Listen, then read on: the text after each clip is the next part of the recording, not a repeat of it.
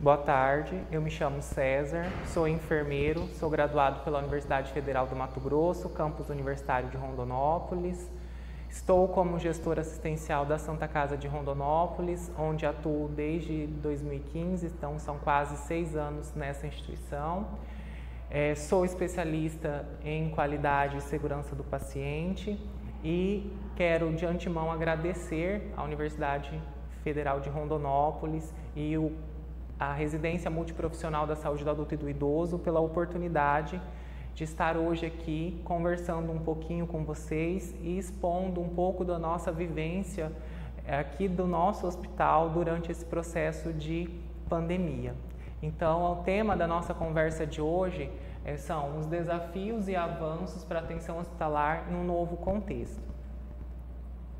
Para que a gente possa, então, conversar um pouquinho com vocês e falar um pouco da experiência da Santa Casa durante esse processo de pandemia, durante esse momento novo que não só o Brasil, mas como outros países estão vivenciando, a gente gostaria de contextualizar um pouco como isso se deu para nós aqui na nossa instituição. Então, no final de dezembro de 2019, nós recebemos as primeiras informações com relação à pandemia do novo coronavírus e 3 meses após esse período já eram mais de 190 mil infectados pelo vírus no mundo. E no Brasil, em fevereiro, começou as primeiras informações, os primeiros movimentos. Em março, nós tivemos os primeiros casos confirmados do coronavírus. Então, durante todo esse processo, a Santa Casa de Rondonópolis, por ser referência para 19 municípios da região sul do Mato Grosso, tanto para o atendimento maternidade, oncologia, e que hoje são as portas abertas do hospital, onde nós temos pronto atendimento, então nós começamos a pensar como nós iríamos receber os nossos pacientes caso estivessem com o coronavírus, como que o hospital ele iria se organizar para que a gente tivesse o atendimento adequado a esses pacientes. Para isso, a Santa Casa ela montou, na verdade, uma comissão de enfrentamento à pandemia. Então, essa comissão ela foi composta por vários profissionais, então, equipe médica, equipe de fisioterapia, enfermagem, nutrição e outros serviços de apoio, como compras, obras. Então, nós começamos a pensar como que a Santa Casa de Rondonópolis ela vai se organizar para receber os pacientes. Então, eram realizadas reuniões programadas, onde todo mundo colocava o seu ponto de vista e acompanhando todas as informações que estavam sendo repassadas e os noticiários e também a vivência de outros colegas de outros estados, a Santa Casa começou a se organizar dessa forma. Nós também, como naquele momento nós precisávamos aumentar o quadro de colaboradores, Santa Casa ela realizou algumas parcerias, nós tivemos a parceria com alguns cursos técnicos aqui do nosso município, então nós conseguimos capacitar mais de 60 técnicos de enfermagem aqui no hospital, Então, enquanto estavam aqueles movimentos mais intensos em São Paulo, em outras regiões, nós estávamos nos preparando para receber esses pacientes. E nós realizamos essas capacitações com o intuito mesmo de ter mão de obra, montar os talentos para que a gente pudesse recrutar eles caso fosse necessário. E isso foi um período de 30 dias, a gente realizou a capacitação desses profissionais técnicos em enfermagem. A equipe médica também começou a capacitar os seus profissionais, junto com a fisioterapia também. Então, nós tivemos um período intenso de capacitações e treinamentos para que a gente pudesse, então, nos prepararmos para dar essa assistência a esse paciente vítima de coronavírus. A Santa Casa, por ser referência para 19 municípios da região sul, ela já é referência para alguns serviços e quando nós começamos esse movimento, o Estado ele na verdade, habilitou 10 leitos de UTI Covid aqui no nosso hospital. Então, nós começamos a organizar a estrutura física também, para que a gente pudesse receber esses pacientes e que, ao mesmo tempo, a gente conseguisse ofertar uma assistência de qualidade, mas que também fosse seguro para os nossos colaboradores. A Santa Casa ela tem 900 colaboradores, em torno de 460 profissionais da enfermagem. Nós temos outros profissionais da área da saúde que estão diretamente ligados à assistência aos pacientes e por isso foi imprescindível que nós nos organizássemos para conseguir desempenhar essas atividades com a maior segurança possível. Nesse primeiro momento, quando foi acordado que nós teríamos 10 leitos de UTI Covid, inicialmente nós fizemos uma adaptação no centro cirúrgico, que possui 7 salas cirúrgicas, um espaço bastante amplo e que possui a logística necessária para que a gente pudesse montar os leitos de Covid. Então, inicialmente, a nossa UTI Covid, ela foi estruturada dentro do centro cirúrgico, onde nós conseguíamos fazer isolamentos dentro do próprio espaço, para que a equipe tivesse todo o conforto para trabalhar e também os pacientes estivessem seguros e que tivessem condições necessárias para que a assistência fosse prestada de maneira adequada. Em contrapartida, nesse primeiro momento, com o recebimento dos primeiros pacientes, o hospital aproveitou a oportunidade para realizar uma reforma na UTI geral. Nós somos referência, nós temos 10 leitos de UTI geral e 9 de UTI coronária. Então, o hospital viu a necessidade de organizar a estrutura, preparar, realizar essa reforma. Também montamos isolamentos dentro da própria UTI geral, caso nós tivéssemos algum paciente suspeito, para que esse paciente não estivesse no mesmo ambiente de outros pacientes, porque a assistência ela ainda permaneceu. Os pacientes infartados continuaram vindo, os pacientes das outras UTIs, das outras especialidades continuaram sendo atendidos, então a gente não podia parar o serviço e por esse motivo a gente criou essas estratégias para conseguir atender tanto os pacientes com coronavírus e os outros pacientes que não estavam infectados pelo vírus. Depois disso, devido ao aumento da demanda, houve a necessidade de ampliação para mais 5 leitos de UTI Covid, então nós passamos de 10 leitos de UTI Covid para 15 e o espaço do centro cirúrgico começou a ficar pequeno. Então, tendo vista essa necessidade, a Santa Casa mais uma vez se organizou, montou toda a estrutura junto com os profissionais, médicos, fisioterapeutas, nutricionistas e arquiteto e utilizamos um espaço que estava em stand-by, né, no segundo andar, para a construção da UTI Covid, seguindo todos os requisitos necessários para a implantação de uma UTI, com a aquisição de todos os mobiliários e equipamentos necessários para uma prestação de assistência segura, seguindo todos os requisitos das portarias que definem como que tem que ser montado e equipado uma UTI, com investimentos, né, na compra de camas elétricas, monitores multiparâmetros. Então, o hospital, junto com a diretoria, ela viu a necessidade de ter um espaço adequado e, por esse motivo, houve esse investimento para que a gente conseguisse ter um ambiente adequado para prestarmos os cuidados aos nossos pacientes vítimas de coronavírus. Nós também realizamos a adaptação da enfermaria. Nós tínhamos no segundo andar uma enfermaria que inicialmente era destinada aos nossos pacientes oncológicos e por esse motivo nós realocamos os pacientes para um outro setor, os pacientes oncológicos, e e disponibilizamos a enfermaria do segundo andar para o atendimento aos pacientes, né, com casos leves de coronavírus que precisariam de uma atenção hospitalar, mas que não necessariamente de cuidados intensivos. E nesse espaço, então, foi montada a enfermaria, onde nós ampliamos a quantidade de profissionais, porque esses pacientes, por não ter a possibilidade de estar acompanhados, precisavam de uma atenção mais intensa. Então, nós aumentamos o quadro da equipe de enfermagem com o intuito de oferecer uma assistência segura a esses pacientes. Também montamos nesse espaço uma sala de estabilização, por caso esses pacientes tivessem alguma complicação no quadro, eles pudessem ser atendidos até que a gente conseguisse regular para uma UTI. E também houve a necessidade da implantação de uma central e distribuição de EPIs. A Santa Casa, desde o início da pandemia, contou com a ajuda da sociedade e de algumas instituições que doaram uma grande quantitativo de EPIs. Então, desde o início da pandemia, a Santa Casa, mesmo com as dificuldades que às vezes outros hospitais tiveram na aquisição, a Santa Casa sempre teve EPIs na quantidade necessária para a prestação de cuidados, dos melhores.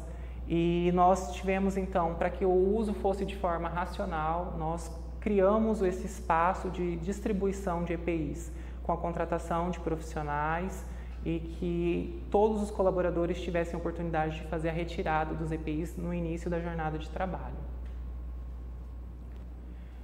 E quais foram os avanços, para toda a equipe multiprofissional decorrente, desse momento de pandemia?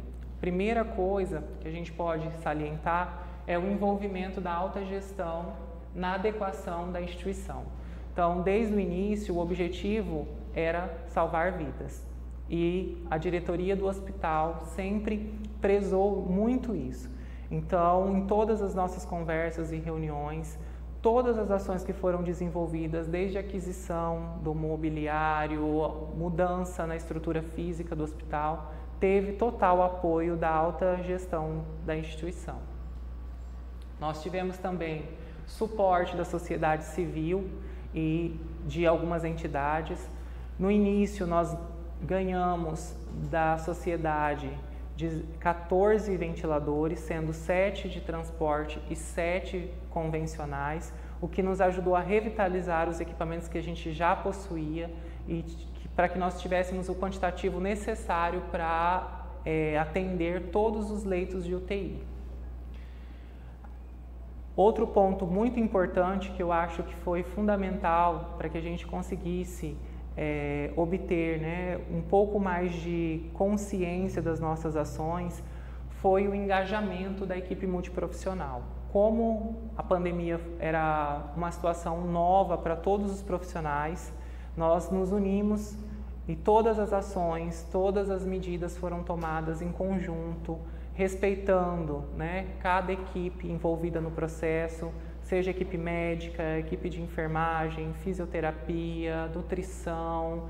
Tivemos o apoio da psicologia assistencial, do serviço social. Então, houve uma interação muito grande de todas as equipes no intuito de realmente prestar uma assistência de qualidade aos pacientes que estavam sendo atendidos tanto na UTI quanto na enfermaria. E principalmente a adesão aos protocolos. Então, o hospital ele se organizou, criou protocolos para que a gente tivéssemos um ambiente seguro para o nosso paciente e para os nossos colaboradores. Foi realizado capacitações com todas as equipes, desde das equipes assistenciais às equipes de apoio, para que todos tivessem conhecimento dos protocolos de segurança e também nós tivemos o apoio da segurança do trabalho, que acompanhou todo esse processo de capacitação. Nós também criamos um protocolo de enfrentamento à pandemia. Como o hospital ele é porta aberta tanto para oncologia quanto para obstetrícia, de alguma forma esses pacientes eles iriam chegar até a instituição e eles precisavam ser triados. Então, desde a recepção do hospital, onde houve todo o cuidado para que a gente criasse um mecanismo para que não gerasse aglomerações de pessoas nesse local. Criamos também uma sala de triagem para os pacientes que chegavam sintomáticos, pudessem ser triados pelos enfermeiros e técnicos de enfermagem. E se alguns desses pacientes estivessem com sintomas de coronavírus, eles eram direcionados a uma sala de isolamento, de precaução, para que todos os cuidados e os exames fossem realizados de maneira adequada, ou para que a gente confirmasse a suspeita ou que fosse descartado, para que a gente desse continuidade na assistência dele aqui na nossa instituição. Também mudamos os fluxos, né, de entrada. O paciente de coronavírus, a gente criou um fluxo exclusivo com a entrada, com horários definidos, com limpezas periódicas dos ambientes, com um elevador exclusivo para o translado desse paciente. Criamos, por conta de alguns protocolos e algumas recomendações do Ministério da Saúde, nós tivemos que restringir as visitas e também alguns acompanhantes. Então, por conta dessa situação, para evitar a quantidade de pessoas circulando no ambiente hospitalar, nós criamos as visitas virtuais. Então, junto com a psicologia assistencial e o serviço social, foi elaborado um protocolo de visitas virtuais. O hospital fez aquisição de equipamentos, de celulares e tablets, para que fosse viabilizado esse processo. Então, o serviço social ele realiza uma triagem dos pacientes e a psicologia assistencial realiza as visitas virtuais com a assinatura do termo de consentimento esclarecido, e as famílias têm a oportunidade de conversar, de visualizar o paciente e conseguir compreender como está sendo o cuidado ofertado para esse paciente, tanto da UTI, os que estão acordados, quanto os pacientes da enfermaria COVID também. Nós também disponibilizamos diariamente os boletins impressos, que o familiar tem a oportunidade de retirar com a gente na recepção. Também para aqueles familiares de pacientes que são de outras localidades, de outros municípios, o serviço social faz o encaminhamento do boletim virtual via WhatsApp, e também nós implantamos as visitas, na verdade, os atendimentos presenciais dos familiares. Os médicos da UTI COVID, diariamente, de segunda a sextas-feiras, realizam atendimento ao familiar, onde o familiar tem a oportunidade de tirar as dúvidas, de saber como está o quadro clínico do paciente, e isso torna o serviço mais humanizado, diminui a ansiedade dos familiares, e eles se sentem mais seguros, né, com o paciente sendo atendido aqui na nossa instituição. O hospital também criou um protocolo de reconhecimento do corpo. Então, caso, né, no pós-óbito, o familiar ele sentiu o desejo de fazer o reconhecimento do corpo, até para que ele possa se sentir mais seguro, né? Como hoje, nessa situação, não é possível mais fazer o velório, então, quando ocorre o óbito, o corpo já sai do hospital direto para o sepultamento. Então, para que as famílias não ficassem inseguras, nós criamos o protocolo de reconhecimento de corpo, onde pode ser feito de forma virtual, com celulares, por videochamada dos profissionais da própria instituição junto com o familiar, mas também, caso seja necessário de forma presencial, nós ofertamos todos os EPIs, mantemos uma distância de pelo menos 1,5 metros e o familiar ele consegue visualizar, né, o seu parente seguindo todas as normas de segurança. Eu gostaria de agradecer, né, a oportunidade de participar desse evento que eu acredito que é muito importante para a formação tanto dos profissionais de graduação quanto da pós-graduação.